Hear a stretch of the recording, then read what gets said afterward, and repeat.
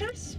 So it means about the same size as Denmark, but we have only 1.3 million of us living here. So quite a small population, only 1.3, and less than 1 million of this population speaks Estonian. So in Estonia we are speaking Estonian, but we have still quite a big Russian-speaking community here, roughly 20% of our population. Then in Estonia, now we are using euros, so it's very easy, you don't have to change money. And in most of the shops you can pay with the credit cards, so it's very easy. Quite often people are asking that will I manage with English? Then I can say yes, in the city. Don't worry, you can ask in English, and everyone will, I mean most of the people will understand, at least the younger part of the generation. But now we are out from the port area, and in front of us we'll see already the old town, so you can see that it is very, very close. And the round tower that you see in front of us quite soon on your right hand side, and the name of this tower is Fat Margaret. And Fat Margaret was one of the cannon towers during medieval times, and nowadays it is used as a maritime museum. Then on our right you'll see a tall church. The name of this church is St. Olaf's Church, and St. Olaf's Church during medieval times it was the highest building in the world. Not anymore, of course, but now it houses a Baptist congregation. Then right now we are basically driving on a line between the old town and the modern part of the city. The old town stays on our right hand side, and the modern part of the city will stay on our left.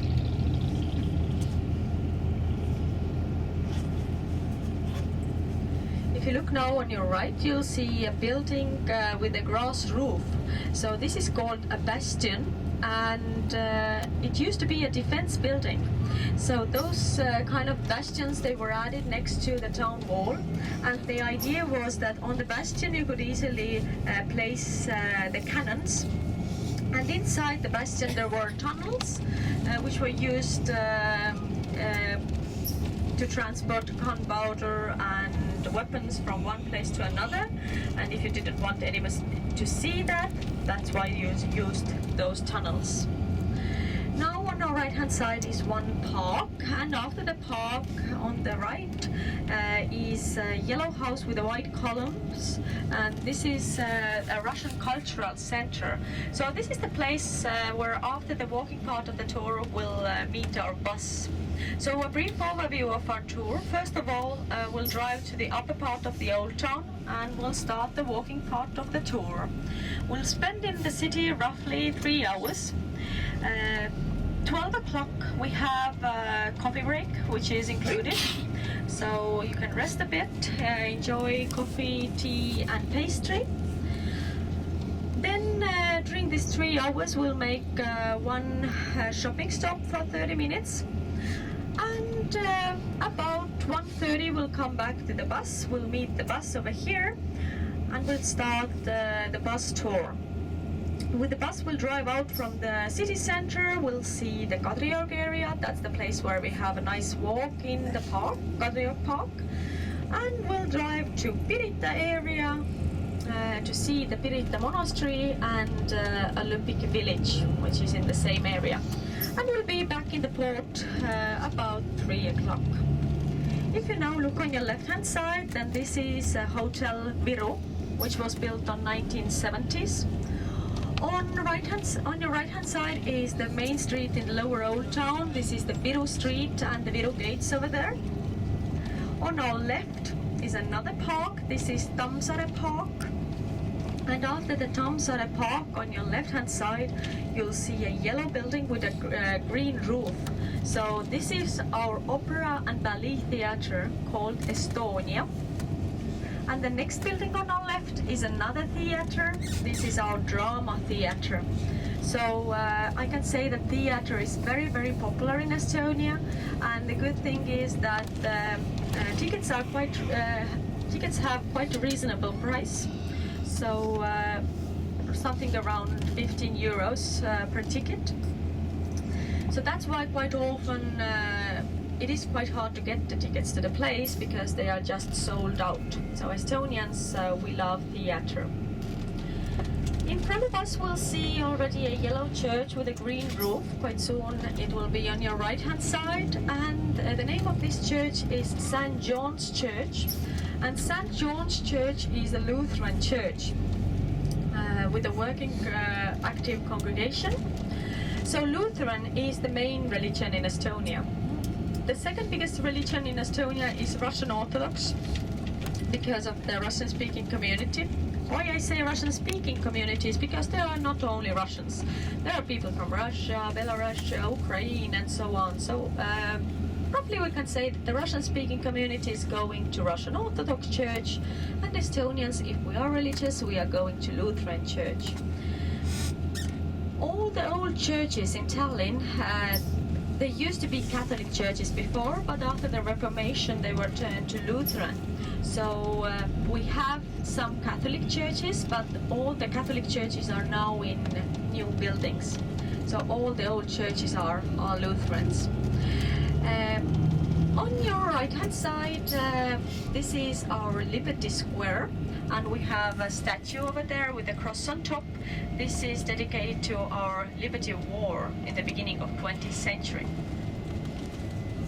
In front of us there is another church. This is Charles Church, a Lutheran church, and the Charles Church is built from limestone.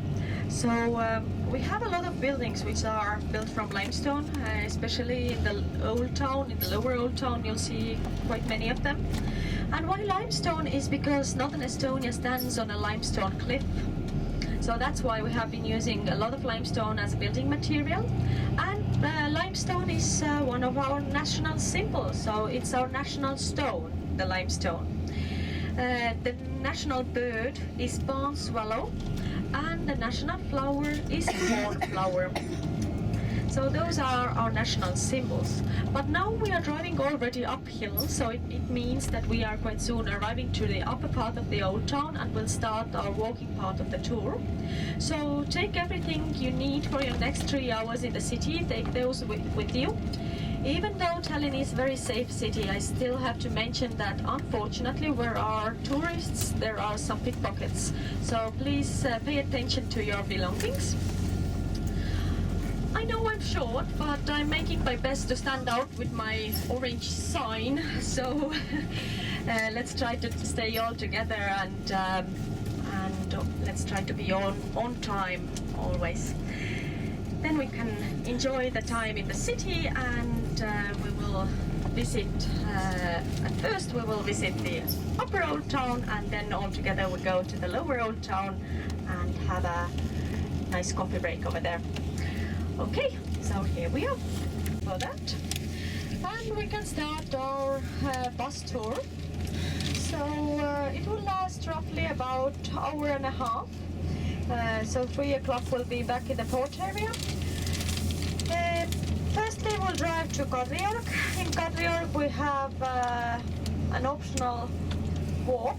We'll spend there visit the convent, and on the way back we'll drive through the Olympic village, and after that we turn back to the port area. But now we had already a couple of questions about our language. So in Estonia, yes, we have our own language. We are speaking here Estonian. Quite often people are asking that is Estonian similar to Russian, as we are so close to Russia. Then I can say no, Estonian is totally different from Russian. Estonian is more similar to Finnish and Hungarian language, because with those two languages we are belonging to a Finno-Ugric language group. With Hungarians we have a similar grammar, but with Finns we can almost understand each other. But there are still some words that sound quite the same but have a totally different meanings. So I will give you some examples. One is the word pulm and pulma. Pulm in Estonian means a wedding, but pulma in Finnish means a lot of troubles. Yeah. Time to time I know they are the same, but the second example is the word vaim and vaimo. Vaimo in Finnish means a wife, but vaim in Estonian means a ghost. So that's why you really have to say, I have to know what you're saying, otherwise you say something that you didn't really mean. The grammar is different than the grammar in English because we don't have prepositions, but we have cases. And that's why Estonian is quite hard to learn because, for example, in Russian there is 6 cases. Then in Estonian there's 14 cases. It means 14 different ways to end the word. And with that you change the meaning of the sentence. But I can say that even Estonians, we are making mistakes, so it's not the problem to make mistakes. Locals will appreciate when they see that at least someone tries to speak our language because we know how hard it is to learn that. We are using the same alphabet as you do in English, but we have some extra letters. For example, when you have A, we have A and we have A with the dots. Difference is between the sound. A is A with the dots is A. Then we have O with the dots and O with a line. Difference, the sound is O, and then U with the dots. So U and U. So some letters with the dots.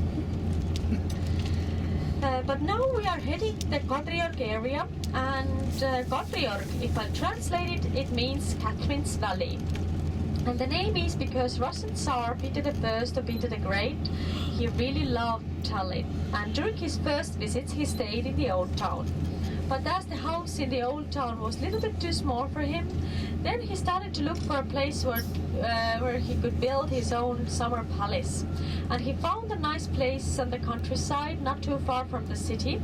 And he bought the land from the local nobility and named this place to honor his wife, Catherine I. So that's why Catherine's Valley. They started to build the palace in 1718. Unfortunately, Peter himself died before he managed to finish the palace. So that's why his wife Catherine I and their daughter Elizabeth, they were the ones who finished building the palace. Next to the palace there was planned a beautiful park. The local nobility realized that if a Tsar thinks that's a good place to build his summer palace, then it's wise to have your own summer residence in the area. So that's why we have a lot of beautiful wooden buildings dating back to 18th and 19th century in the same Kadriorg area. So during 19th century, Kadriorg was very popular summer resort because it is very near to the sea. Nowadays, Kadriorg is a popular living space because it's very near to the city center, but at the same time it's much quieter over there. There is a beautiful park with fountains, flower beds, benches to sit. So it is very, very popular among young families. And in Kadriorg we have some of our museums. So for example, in the palace there is now the Foreign Art Museum, and in Kadriorg on 2006 we opened our national gallery called Kumu. Plus we have a small museum for children called Mia Milla Manda. So this is really a lovely place where they teach children to love museums. So it's not a typical museum where everything is behind the glass, but basically they can play with everything in the museum. So if you now look on your right hand side, you see one of those lovely wooden houses. So it means that we are entering the Kadriorg area. Now all those houses, they are privately owned. With the property, now all the property is privately owned, but during the Soviet times locals didn't own anything. So the because Soviets took everything away from people, and all the property was owned by the Soviet Union. When we broke off from the Soviet Union, then our government gave back the property to their original owners. So basically, if you had a document and you could prove that you owned the house and the land before the Soviets came, then you got it back. But with some houses, there is still arguments going on who is the owner, and that's why some of the houses, they are waiting their time. But luckily, most of the houses, they are nicely renovated. But yes, in the area you see some of them which are waiting their time. But now, quite soon on the corner, we'll make stop, and we'll go and have about 20-minute long walk. So if some of you decide to stay in the bus, you are more than welcome to do that, but the bus will not wait us in the same place, so it will move to the parking lot, and we will meet the bus over there. And the ones who will come to walk, then you don't have to take everything with you. For example, you can leave your bag in the bus because the driver will be here with the bus. So take the things you need for your next, let's say, 20 minutes.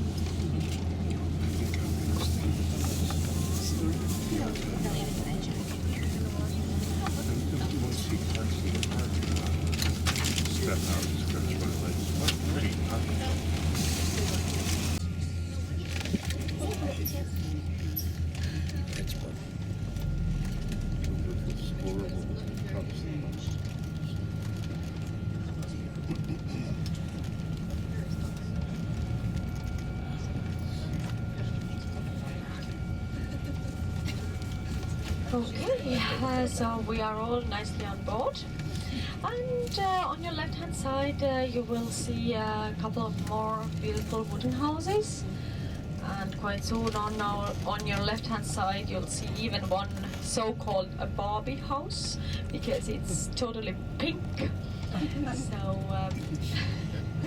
just let's say it's not typical to have that big house. I mean, it's now on your left. But most typical colors you'll find in the old town, and even here in Kadriorg area, those are red, yellow. Those are the most popular two most popular colors. But now we are heading to the Song Festival ground. Have you heard about the song festivals? Yeah. Mm-hmm. Okay, so yes, Estonians, we consider ourselves a singing nation. So it means that we sing a lot in choirs. And song festivals are held after every 5 years. And it means that for one whole year, all the choirs, they are practicing the same songs, same national songs. They have rehearsals together, and then they have to pass a test to show that they are good enough to attend to a song festival. And on the song festival day, people are wearing national costumes, and they are going to the song festival ground.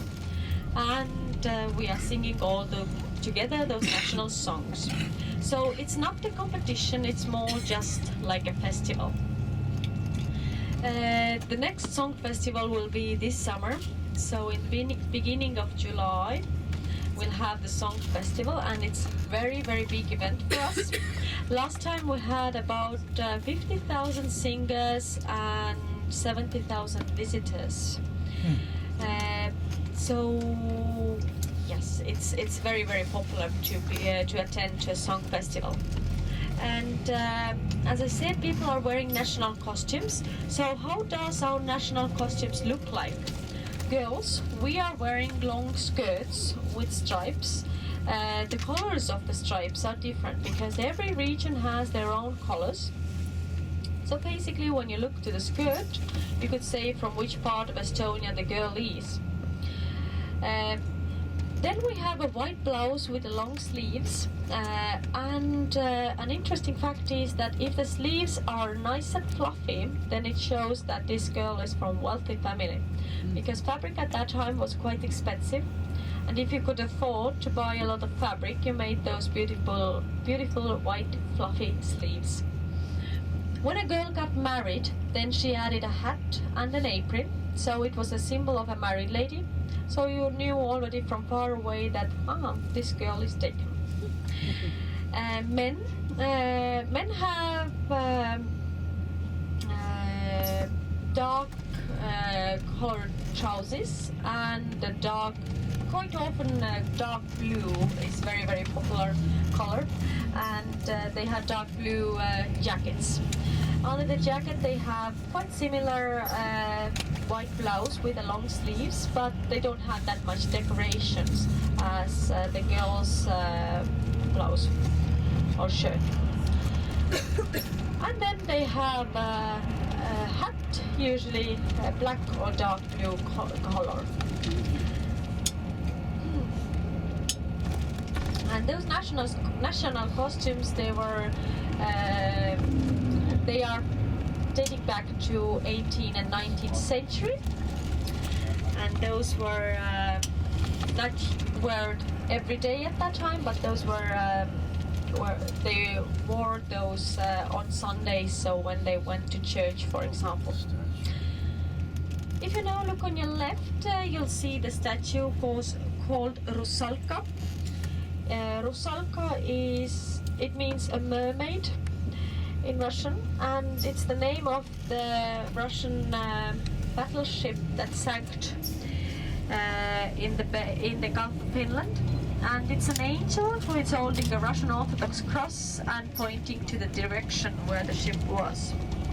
It's made by a local artist called Amandus Adamson, and we'll see one of his statues next to the Olympic Village too.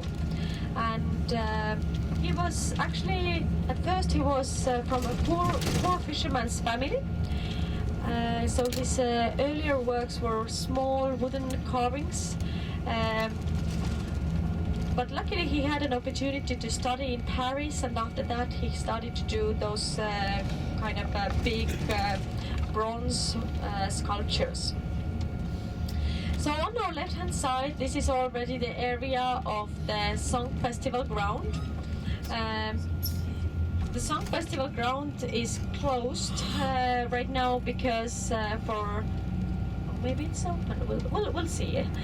Because for 3 days we had a Harley Davidson festival here, and that's why you saw there were some tents. So they were having the festival over here.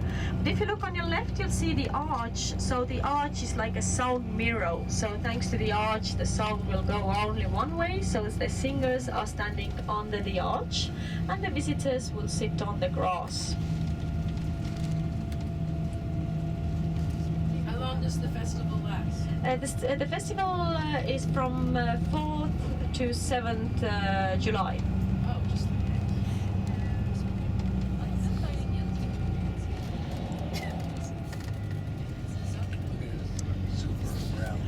Okay, so the Song Festival ground is still closed, but you'll see on our left-hand side you'll have the view to it. And then on your left-hand side you'll see there is 100 oak trees. So those were planted there for the 100 years anniversary, because the first Song Festival was held on 1869. But and this was not held here. It was held in the center of Estonia, in Tartu. But the 100 years anniversary was held already here in this place, and then they planted 100 oak trees in the area. And an interesting thing is that the song festivals were held even during the Soviet time. Of course, they were a bit different at that time because you couldn't sing the true national songs at that time. But what our composers did, they composed the songs with a hidden meaning. So the Soviets didn't understand that it's a national song, but the locals understood the words and the meaning of them, and they understood that it's still a bit national. So that gave us a courage, because before we broke off from the Soviets, we started to have so-called night song festivals. It was not organized by, it was basically people started to gather during the night time and they started to sing those national songs. And that gave the courage to us, and that might be one reason why we were the first ones to break off from the Soviet Union. So that's why time to time we are saying that Estonians, we sang ourselves free, because really we were extremely lucky as we were the first ones. Then not a drop of blood was falling here. Already for the other countries it was much harder. And on 1989 we had the Baltic chain, which was basically a human chain from through the three Baltic states, Estonia, Latvia and Lithuania. It started in Tallinn and ended in Vilnius, more than 800 kilometers of the human chain. And the idea was that people wanted to show to the world that we are not part of the Soviet Union. I mean, we are not part of Russia. That actually we are different countries, and we want to be separated. And we wanted people to know about the Molotov-Ribbentrop Pact, which basically stated how two big countries, Soviet Russia and Nazi Germany, how they divided the Europe.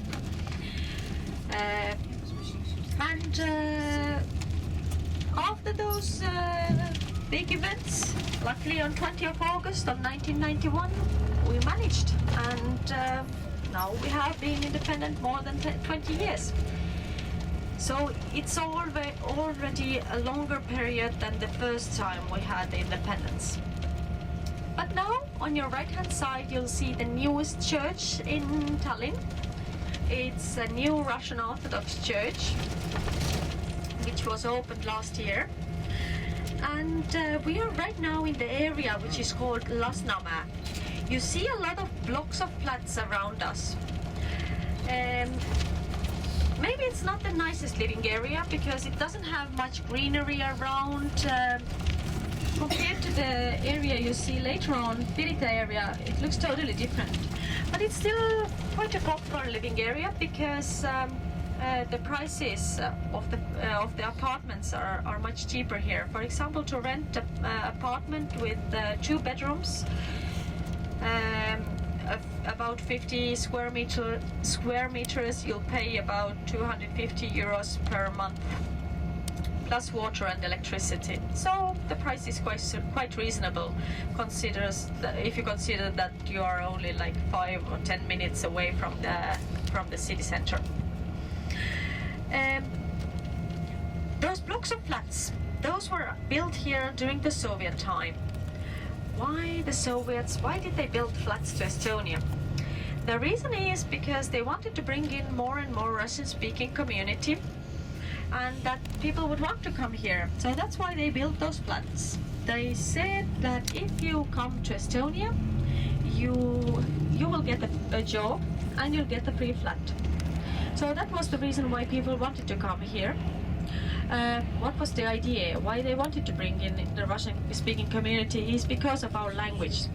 They wanted locals, they thought that if the Russian-speaking community will be big enough, then locals have to speak Russian with them, and they hope that after a while we will mix and we will forget our own language. Luckily for us, the community wasn't not big enough, and it didn't happen, so we still have our own language, and now we have those blocks of flats too. When we broke off from the Soviet Union, then I told you that houses and the property was given back to their original owners. But then they had those blocks of flats here, which didn't have an owner because they were built during the Soviet times. And our government found a quite nice solution to that. They started to give out so-called yellow cards. So you got one yellow card for the 1 year that you worked under the Soviet rule. And with those yellow cards, you could basically buy the flat where you were living. So let's say you had 30 yellow cards and your husband had 30 yellow cards. All together you had 60, and with those 60 you could easily buy the flat. So thanks to that, all the property is now privately owned. And now on your right hand side, this was one of our schools in the area. Now we make a left turn and we are arriving to another living area which is called Pirita Kose. And Pirita, in front of you, quite soon on your right, you'll see one needle-like tower. This is our TV tower.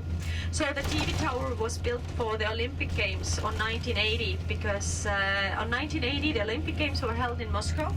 As we were part of the Soviet Union, then the yachting was held here in Tallinn, and that's why they built us the TV tower, they built us Olympic Village and some new roads in the area. But if we compare those two areas, Lasnamäe area and Pirita Kose and Pirita area, then you can see now the difference. In this area we have a lot of private houses. So in Lasnamäe, in total we have 116,000 inhabitants. Then even though Pirita and Pirita Kose area is about the same size as Lasnamäe, we have only about 20,000 inhabitants in this area, because here we have all the private houses. And then in this area we have a lot of greenery.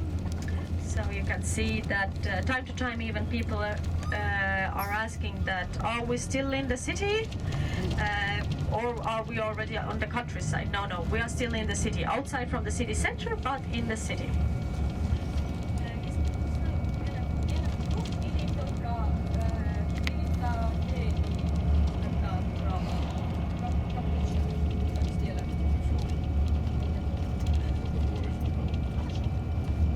The people that still speak Russian and are Russian Orthodox, do they tend to live in still the flats in that town, or are they scattered like all over the? Let's say the Russian-speaking community. Of course, we've mixed already quite a lot. For example, even my family is a mixture, because my father's side is from. I mean, they were Estonians, but my grandmother came from Belarus. But we consider ourselves Estonians. We speak Estonian. But especially in this Lasnamäe area, there is quite a big number of Russian-speaking community. So in Lasnamäe there is a lot of this community living, and in eastern Estonia there is the same, the Russian-speaking community living over there. By the way, right now we're driving across Pirita River. So we'll drive across Pirita River once more quite soon, and over there it's when it joins the sea it's much bigger. But right now we are driving on a motorcycle track. So this is the place where time to time we have the motorcycle races. It's not the safest road.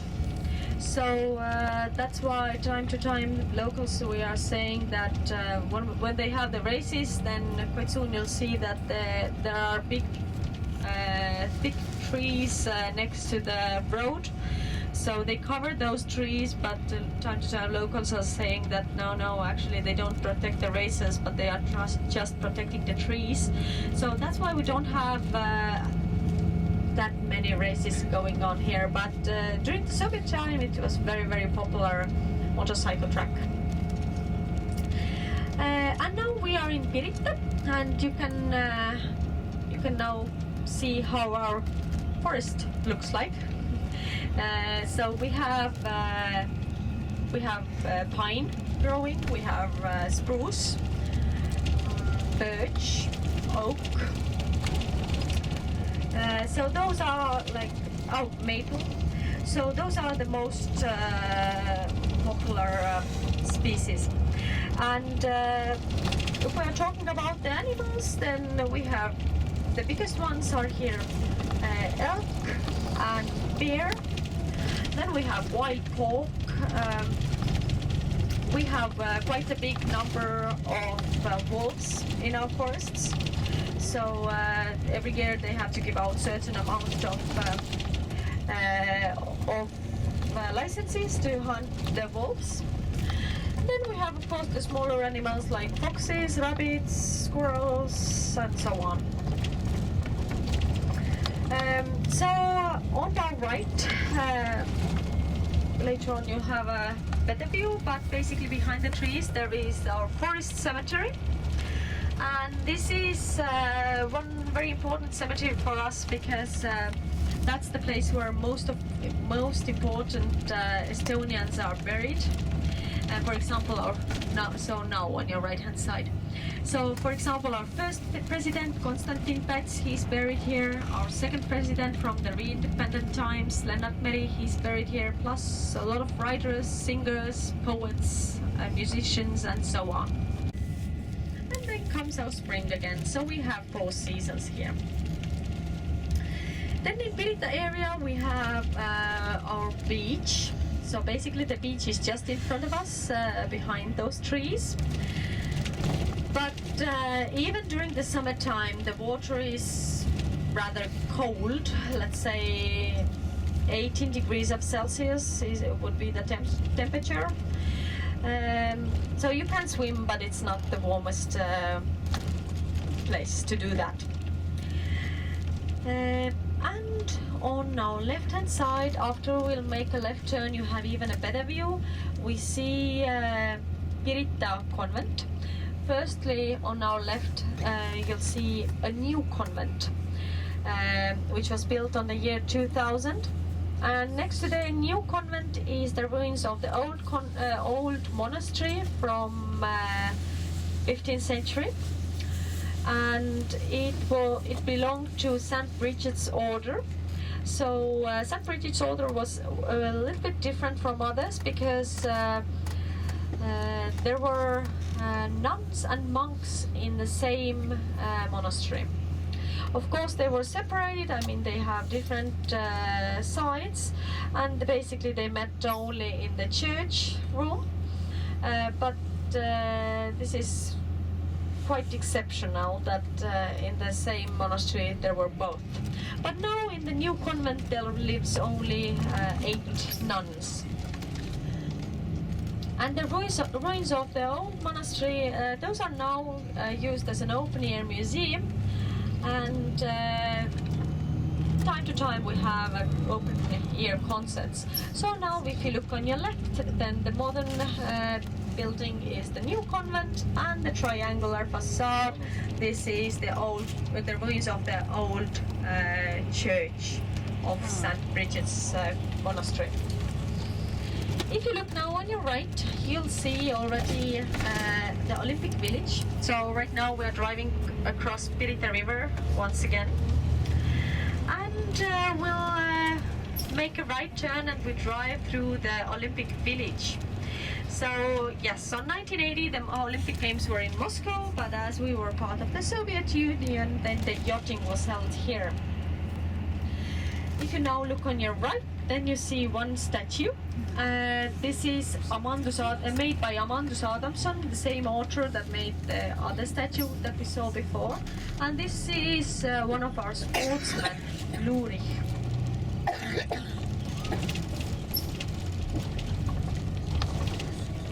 In front of us is already the hotel of the Olympic Village. That was the place where the sportsmen stayed during the Olympic Games. And there is a hotel, even nowadays, there is a spa hotel.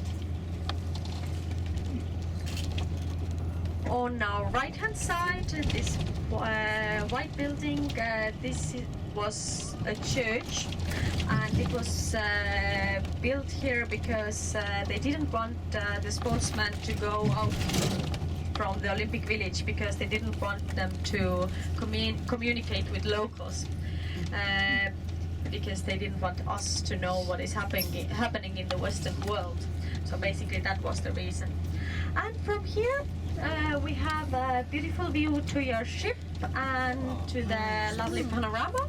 So we make a stop for 5 minutes, so just a photo opportunity, and when everyone is aboard, then we'll continue.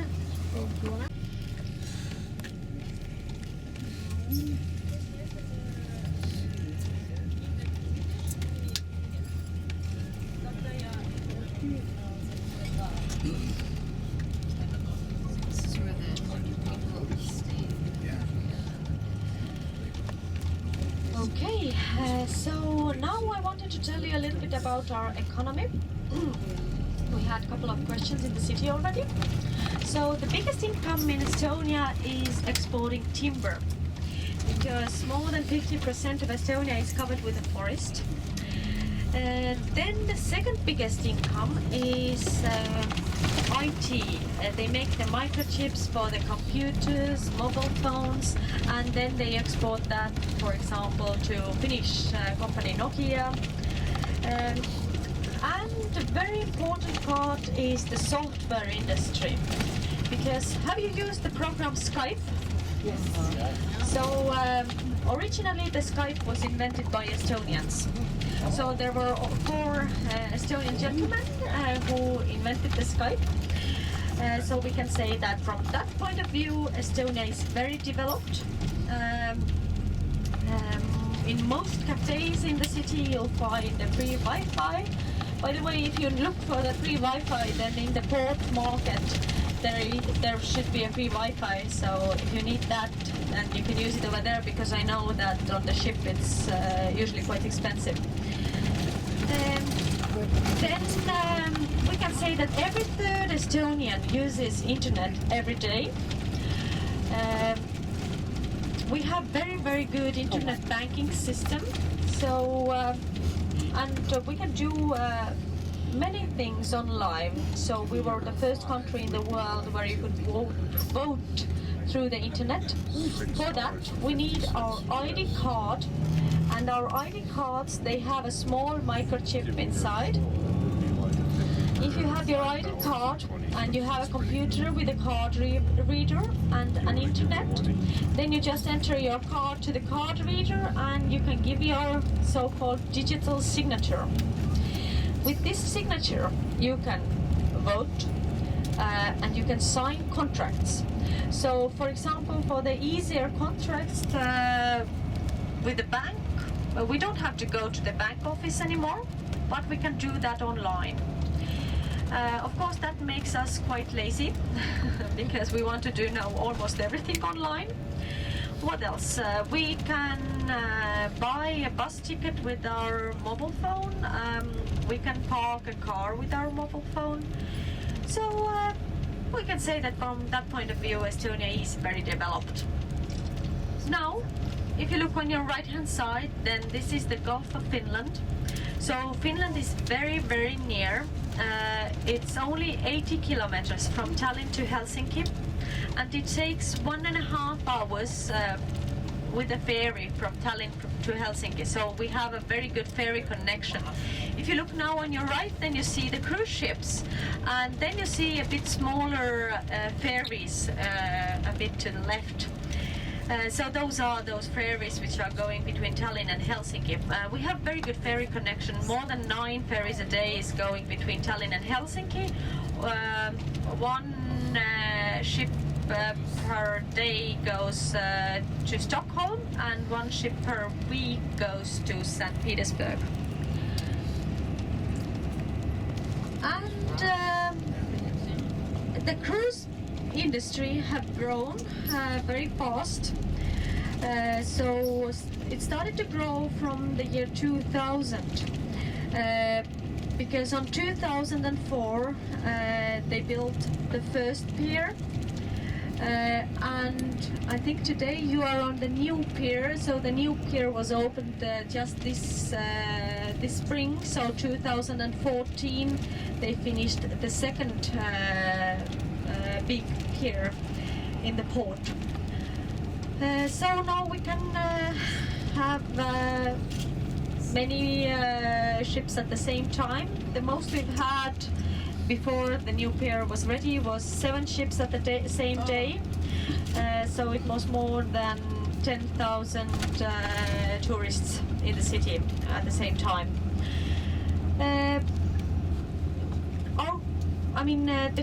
The tourism is right now about 10% of our gross domestic product because our high season is quite a short one. It starts in May and ends in October. So that's the time when we have the cruise ships, because that's the time when we have our warmest weather. But I can say that already compared 10 years ago and now, the season is already 2 months longer, because 10 years ago the first ships were in the port in June and the last ones were here in August. Now it's already from May to October. And every year we have roughly 500,000 cruise tourists visiting Tallinn. And the change with the past 10 years have been quite a big, because when I started to do the tours, then quite many people arrived and they said that, excuse me, where are we right now? Are we in Russia already? Now people are coming here and they know about Estonia, they know at least something about Tallinn, and they know for sure that we are a different country, that we are not part of Russia. So this is already a huge change. That's why we are very, very happy that the cruise ships are still stopping here, because at least we can show our beautiful old town. And maybe we can give a reason to come back one day. So why not? There's much more to see in Estonia. But quite soon we'll see one of our universities, so I will use the time and I will tell you a bit about our education system. So in Estonia we start school when we are 7 years old. Our primary school is from 1st to 4th class. To finish, after that we will continue in the secondary school, which is from 5th to 9th class. And to finish the 9th class, we have to take 3 exams. We must take an exam in math, in Estonian and in English. After that, we can decide what we want to do with our life.